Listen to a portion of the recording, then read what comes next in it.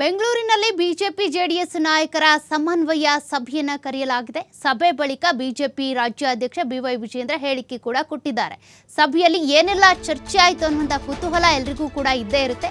ಅದಾದ ಬಳಿಕ ವಿಜಯೇಂದ್ರ ಅವರು ಮಾತನಾಡಿದ್ದಾರೆ. ದೇವೇಗೌಡರು ದೊಡ್ಡ ಶಕ್ತಿ ನೀಡುವ ಸಂದೇಶವನ್ನು ನಮಗೆ ಕೊಟ್ಟಿದ್ದಾರೆ ಅಂತ ಹೇಳಿದ್ದಾರೆ. ಮೋದಿ ಮತ್ತೆ ಪ್ರಧಾನಿ ಆಗಬೇಕು ಅನ್ನುವಂಥ ಸಂದೇಶವನ್ನ ರವಾನೆ ಮಾಡಿದ್ದಾರೆ.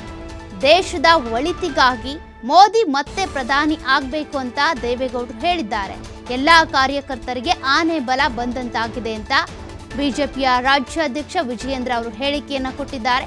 ಸಮನ್ವಯ ಸಭೆ ಏನಿದೆ, ಬಿಜೆಪಿ ಜೆಡಿಎಸ್ನ ಸಮನ್ವಯ ಸಭೆ, ಆ ಸಭೆಯಲ್ಲಿ ಏನೆಲ್ಲ ಚರ್ಚೆ ಆಯಿತು ಅನ್ನುವಂಥ ಕುತೂಹಲ ಇದ್ದೇ ಇರುತ್ತೆ. ಅದಾದ ಬಳಿಕ ರಾಜ್ಯಾಧ್ಯಕ್ಷರು ಹೇಳಿಕೆಯನ್ನು ಕೊಟ್ಟಿದ್ದಾರೆ. ಬಿವೈ ವಿಜಯೇಂದ್ರ ದೇವೇಗೌಡರು ಈ ಸಭೆಯಲ್ಲಿ ಮಾತನಾಡಿದ್ದಾರೆ. ಮತ್ತೆ ಪ್ರಧಾನಿ ಆಗಿ ಮೋದಿಯವರೇ ಆಯ್ಕೆ ಆಗಬೇಕು ಅನ್ನುವಂಥ ಮಾತುಗಳನ್ನು ಆಡಿದ್ರು ಅಂತ ಕೂಡ ವಿಜಯೇಂದ್ರ ಹೇಳಿದ್ದಾರೆ.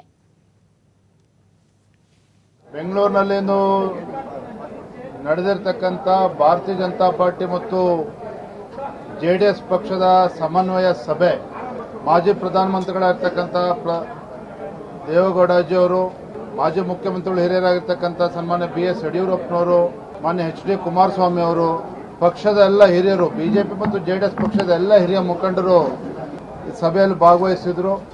ಬಹಳ ಸಂತೋಷ ಅಂತ ಹೇಳಿದ್ರೆ, ಮಾಜಿ ಪ್ರಧಾನಮಂತ್ರಿಗಳಾಗಿರ್ತಕ್ಕಂಥ ಸನ್ಮಾನ್ಯ ಶ್ರೀ ದೇವೇಗೌಡಜಿ ಅವರು ಕೊಟ್ಟಂತ ಸಂದೇಶ ಇಡೀ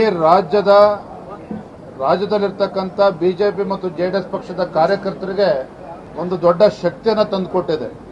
ಮುಂದಿನ ಲೋಕಸಭಾ ಚುನಾವಣೆ ಕೇವಲ ಭಾರತೀಯ ಜನತಾ ಪಾರ್ಟಿ ಮತ್ತು ಜೆಡಿಎಸ್ ಪಕ್ಷ ವಿಚಾರ ಅಲ್ಲ, ಅದೆಲ್ಲವನ್ನು ಮರೆತು ನರೇಂದ್ರ ಮೋದಿಜಿಯವರು ಮತ್ತೊಮ್ಮೆ ದೇಶದ ಪ್ರಧಾನಮಂತ್ರಿ ಆಗಬೇಕು, ಕೇಂದ್ರದಲ್ಲಿ ಭಾರತೀಯ ಜನತಾ ಪಾರ್ಟಿ ನೇತೃತ್ವದ NDA ಸರ್ಕಾರ ಮತ್ತೆ ಅಧಿಕಾರಕ್ಕೆ ಬರಬೇಕು, ಮತ್ತೆ ದೇಶದ ಒಳಿತಿಗೋಸ್ಕರ ಮೋದಿಜಿಯವರು ಮತ್ತೊಮ್ಮೆ ಪ್ರಧಾನಮಂತ್ರಿ ಆಗಬೇಕು ಅನ್ನುವ ಸ್ಪಷ್ಟ ಸಂದೇಶವನ್ನ ಮಾನ್ಯ ದೇವೇಗೌಡಜಿಯವರು ಕೊಟ್ಟಿರ್ತಕ್ಕಂಥದ್ದು.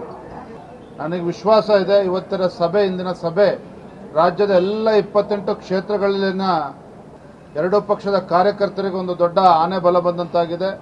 ಇನ್ನೂ ಹೆಚ್ಚು ಉತ್ಸಾಹದಲ್ಲಿ ಕೆಲಸ ಮಾಡೋದಕ್ಕೆ ಸಾಧ್ಯ ಆಗಿದೆ. ನಮ್ಮ ವೈಯಕ್ತಿಕ ಸಮಸ್ಯೆಗಳು ಏನೇ ಇದ್ರೂ ಸಹ ದೇಶದ ಹಿತದೃಷ್ಟಿಯಿಂದ ನಾವೆಲ್ಲರೂ ಕೂಡ ಒಗ್ಗಟ್ಟಾಗಿ ಒಂದಾಗಿ ಹಗಲಿರುಳು ಶ್ರಮಿಸಬೇಕು ಅನ್ನುವ ಸಂದೇಶವನ್ನು ಎರಡೂ ಪಕ್ಷದ ಮುಖಂಡರು ಹಿರಿಯರು ಇವತ್ತು ನೀಡಿದ್ದಾರೆ. ಬೆಂಗಳೂರಿನಲ್ಲಿಂದು ನಡೆದಿರತಕ್ಕಂಥ ಭಾರತೀಯ ಜನತಾ ಪಾರ್ಟಿ ಮತ್ತು